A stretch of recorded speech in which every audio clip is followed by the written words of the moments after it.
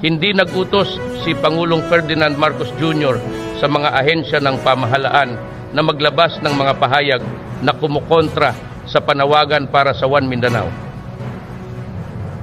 Ito ang nilinaw ni Department of Interior and Local Government or DILG Secretary Benhur Abalos sa gitna ng sunod-sunod na paglabas ng mga pahayag mula sa iba't ibang mga opisyal at lokal na lider sa Mindanao na nagpapahayag ng suporta sa kasalukuyang administrasyon.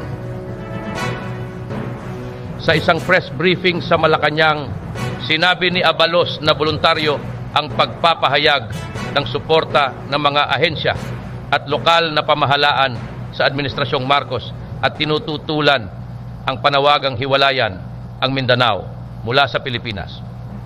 Wala. Talaga namang walang utos. Ang mga gustong maglabas ng mga pahayag, sila ay gagawa.